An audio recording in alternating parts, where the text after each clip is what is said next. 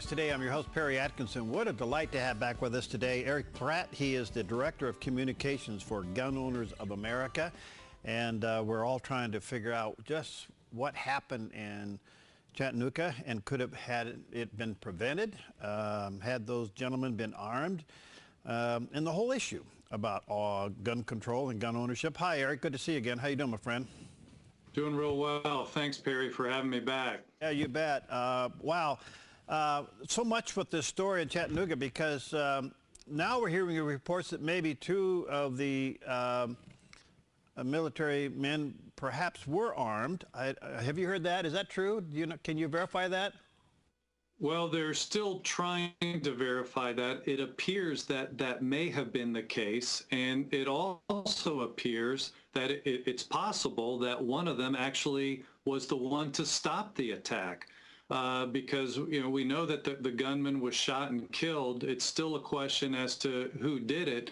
This raises a very interesting questions, obviously, because if these servicemen were armed, they were most likely armed illegally, because there is a ban on military bases for all servicemen. They cannot carry weapons unless they're military police. So it effectively is a gun-free zone, just like classic cities like New York City and other cities where, yeah, they have police, but the average potential victim is not allowed to carry a firearm for self-defense. But here it may be that actually what cut the attack short may have been one of the potential victims firing back, which is exactly what we've been arguing all along. That's the way you have to stop these things before it gets to be 10, 12, 15 people being killed. And thankfully, there are now at least 3 legislators in the Congress who have rushed bills to introduction to say that this military gun ban cannot stand, that we need to repeal this Clinton-era gun ban that really is endangering the lives of many servicemen. You know, that's an interesting argument, Erich, because here they are highly trained to handle a weapon. They're not allowed to carry it on a military base, which is just staggering. And now you have these recruitment centers out there, which are going to be targets. Isn't it interesting that maybe the military installations may be the crack that we've been looking for to arm the citizenry again? Yes.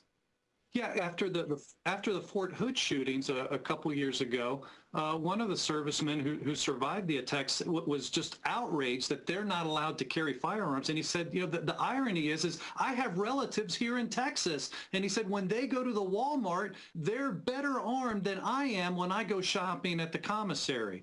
He said, that's not right. Another, they were interviewing a wife, I think it was CNN, interviewing a wife of a survivor, and her husband was going to be shipped off to either Afghanistan or Iraq. And she said, well, at least when he gets there, he'll be able to carry firearms for self-defense.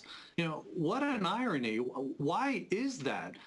This just comes down to not trusting people to be able to handle firearms and protect themselves. But as you were pointing out, how crazy is that when these are people who've actually been trained in the use of firearms? Now, have you kept any kind of a record, Erich, on just how many attacks we've had on in military gun-free zones?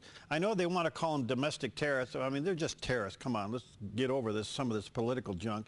But the point is, have you kind of kept track on just how bad this is on some of these military installations? Well, certainly both Fort Hood shootings were gun-free zones, and by the way, both shooters passed background checks in getting their firearms. The Navy Yard shooter passed a background check in getting his firearm. That was also a gun-free zone. This killer here at the Navy Reserve Center and the Recruitment Center also, that gunman passed background checks in getting his firearm. Did you see the common theme here?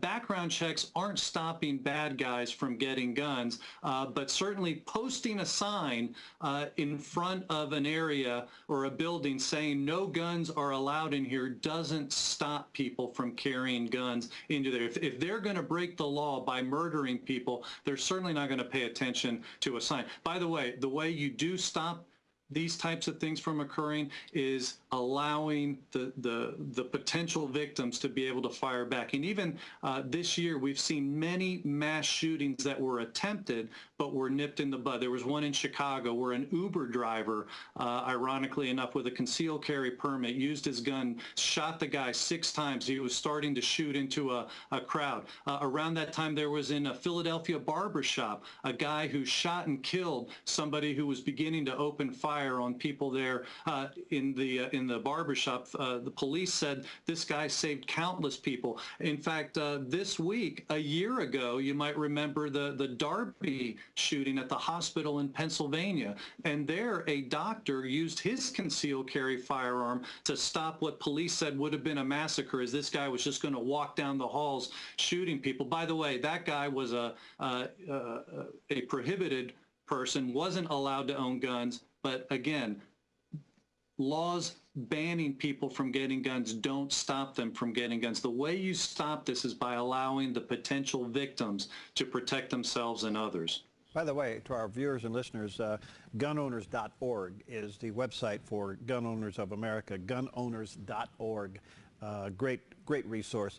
Erich, so do you think now, it appears to me that at the congressional level, House and the Senate, we may have the votes to get a bill going. I can't imagine that this president's going to sign anything, but nonetheless, this whole argument now gets put back on the table. You think it will gain the needed momentum? I do, and I think it's imperative for people to encourage their congressmen and senators to co-sponsor these bills. Bills are being introduced by Representative Desjardins of Tennessee, Duncan Hunter of California, and then Senator Steve Daines as well of Montana. So these are very important bills to get their appropriate legislators, senators, representatives to co-sponsor these bills. I think it's also important that we encourage those representatives and senators to demand from the leadership that they get a vote on this legislation, because I think there is momentum there, Perry, but sadly, this is the type of thing that I could see Boehner or McConnell sitting on. And so it's very important that the legislators themselves start demanding the vote. As far as getting it by the president, we have gotten other gun ban repeals by him. And there's strategy and ways of doing that. You put it on appropriation bills. So, you know, I don't think we should worry right now about what the president will do, because I think it's very possible we could get this on must-pass legislation that he will end up signing. That's great. Now, do you think it'll rise to presidential campaign issue level?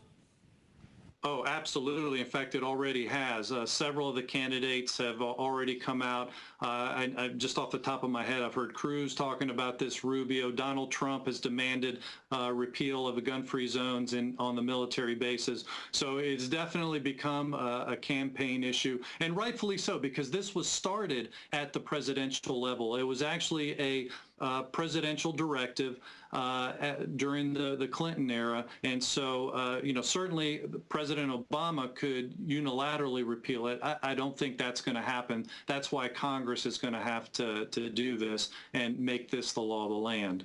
I know this is a little hypothetical at the moment, Erich, but let's suppose the servicemen who fired back did deliver the killing bullet to the gunman himself who was doing the shooting. Now, this is an interesting thing. He would have been packing his own personal weapon in a gun-free zone. How does this play out legally?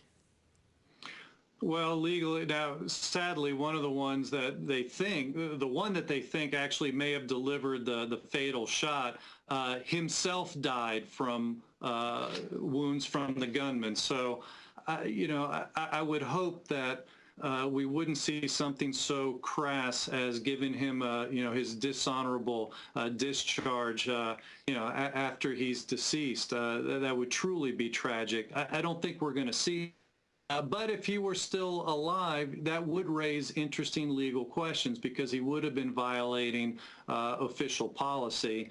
You know, but I guess that's a theoretical question we're really not going to have to face, sadly, because he ended up dying during the attack. Oh. Well, Erich, thank you for you and your organization and all that you're doing. And let me again say to our viewers and listeners, support this organization. You can go to gunowners.org and they do a great job in protecting and advancing your Second Amendment rights. Thanks, my friend. Keep up the good work, buddy. We'll talk again soon, okay? Sure will. Okay. But thank you.